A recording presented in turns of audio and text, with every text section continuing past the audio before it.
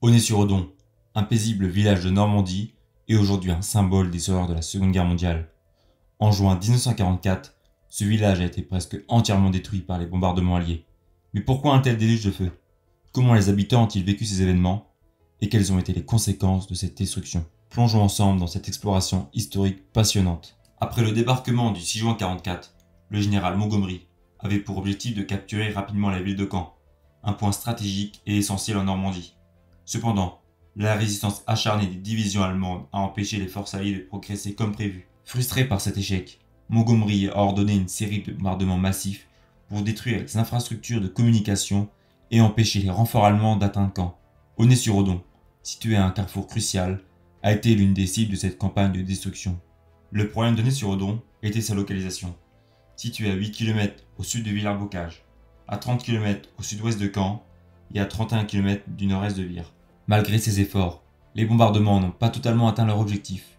Les troupes allemandes ont trouvé d'autres routes pour contourner les zones bombardées, prolongeant ainsi les combats dans la région. Le 11 juin, les avions alliés continuent inlassablement de survoler la région et lâchent des tracts pour avertir les populations civiles du danger et de l'imminence des combats et leur conseiller de commencer à évacuer sans plus tarder. Mais personne, à des kilomètres alentour, n'en a connaissance. Le vent les aura sans doute dispersés. Au cours d'un premier bombardement qui débute vers 9 h, les routes de Condé et d'Harcourt sont coupées. Le 12 juin, le plan allié prévoit de ralentir la progression des renforts allemands en créant des champs de ruines.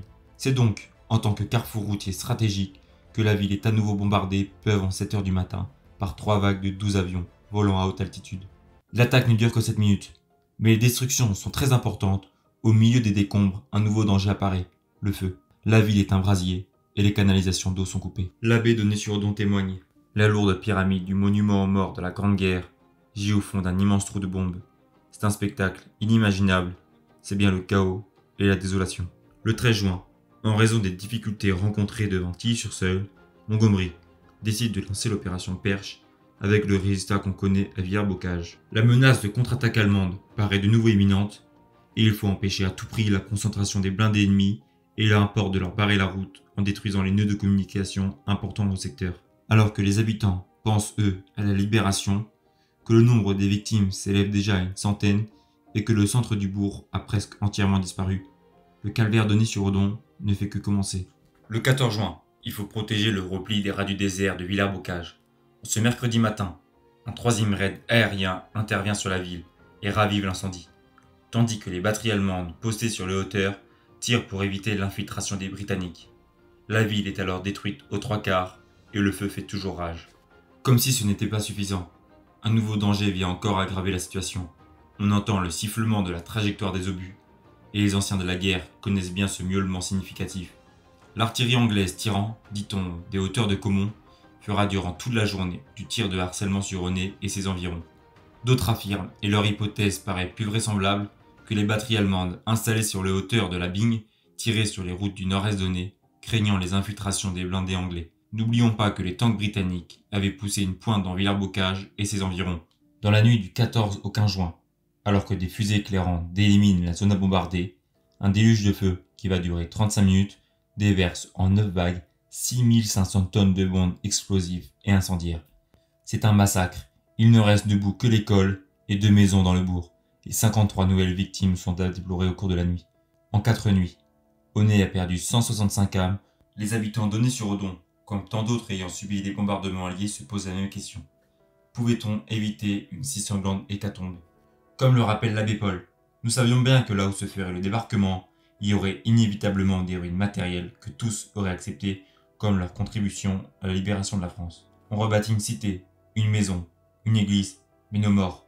Est-il exact qu'avec les tracts du général de Gaulle nous annonçant le commencement de la bataille, il y en avait d'autres qui ordonnaient à la population d'évacuer sans retard, car la ville allait être soumise à un bombardement aérien?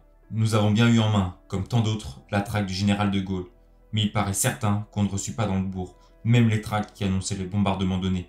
Il en tomba, dit-on, dans la région de Bonne-Maison, emporté par un vent très léger. Saurons-nous jamais la vérité? Il n'y avait pas à Aulnay de poste de DCA, ni de troupes allemandes. L'aviation alliée avait la maîtrise absolue de l'air. Il aurait été si facile de lancer de très bas des paquets de tracts qui eussent sauvé nos malheureux concitoyens. D'autre part, et ce n'est un secret pour personne, les troupes alliées éprouvèrent de grosses difficultés au cours des journées qui suivirent le débarquement du 6 juin. La mer, démontée, empêchait l'arrivée du matériel lourd et du ravitaillement de toute espèce. Il fallait donc gagner du temps, retarder par n'importe quel moyen l'arrivée des renforts allemands vers les secteurs où la bataille faisait rage, c'est-à-dire vers les régions de Caen, Tilly-sur-Seulles et Saint-Lô. Néanmoins, on reste un peu sceptique devant cette raison ou cette excuse face aux résultats obtenus. En effet, l'expérience a démontré que pour René, très peu de temps après le bombardement, 1 heure à peine, les convois ennemis contournaient l'obstacle en empruntant les chemins vicinaux de la périphérie, ou en créant des pistes à travers champs. Il eût été plus facile et plus efficace de couper les routes au milieu de la descente des bois de Roucan et d'Ondefontaine, routes creusées à flanc de coteaux et surplombant de profonds ravins, le résultat eût été complet. Et maintenant, Aulnay-sur-Odon n'est plus. 4 bombardements successifs ont fait de ce gros bourg, coquet, agréable, où il faisait bon vivre, un vaste enclos de désolation et de mort. Le 30 juillet, les Allemands demandent aux derniers habitants d'Aulnay d'évacuer. C'est un crève-cœur pour les survivants, comme le raconte l'abbé Paul. Sous la pression de la bataille qui se rapprochait de jour en jour, il a fallu dire adieu à nos pauvres ruines. Abandonner ce qui avait été épargné par les bombes, quitter sa maison avec ses chers souvenirs, et du haut des bois, jeter un dernier regard sur notre clocher, blessé, mais toujours debout. Et nous sommes devenus cette chose pitoyable qu'on appelle le réfugié.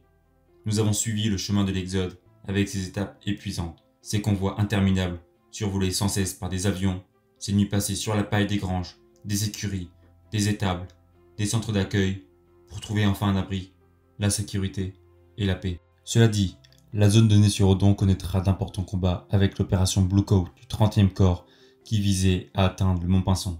Le Mont Pinson s'élève au-dessus du bocage sur une hauteur de 365 mètres. C'est le toit du monde de la Normandie. L'historique officiel de la 43e division Wessex poursuit.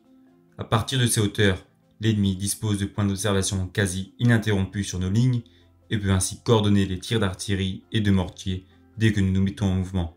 Cela dit, je ne vais pas parler du Mont Pinson car ce serait un sujet de vidéo autre et ce serait une vidéo entière de 30 minutes à 40 minutes. Là, on va rester sur le sujet d'Aulnay-sur-Odon. Au moment de sa libération, Aulnay n'est plus qu'un amas de ruines où la circulation est impossible. Les rues sont coupées d'immenses entonnoirs creusés par les bombes et encombrées de tas de pierres. Une partie du 3e pavillon de l'hôpital et le clocher lézardé dominent. Seule une masse informée de décombres sur laquelle a été dressée une pancarte. Ici, fut Aulnay. Le 10 août, les premiers habitants s'aventurent en ville. À partir de novembre, une école rouvre au sein de l'abbaye. Alors que commence le déblaiement des ruines, la vie reprend peu à peu dans ce champ de ruines et de morts, grâce au magnifique élan de générosité et de solidarité qui anime les habitants après ce désastre sans pareil. Cette opération dura 1 an et demi, jusqu'au dynamitage des restes du clocher lézardé et affaibli le 25 juin 1946. L'abbé Paul raconte « Ce n'est pas dans un serrement de cœur et sans quelques larmes pour les nombreux spectateurs. 4 explosions eurent raison de ce grand mutilé qui doucement et majestueusement vint s'abattre sur l'emplacement de l'église. Entre-temps, les dons sont venus aider à la reconstruction, en provenance notamment de la ville de Garenne-Colombe, des États-Unis et de la Suède.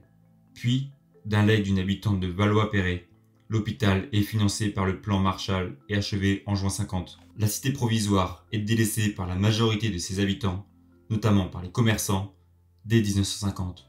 Aulnay est donc la première commune sinistrée reconstruite de France. Si vous avez aimé la vidéo, comme toujours, n'hésitez pas à mettre un petit like, un petit commentaire. Ça m'aide énormément pour le soutien de la chaîne.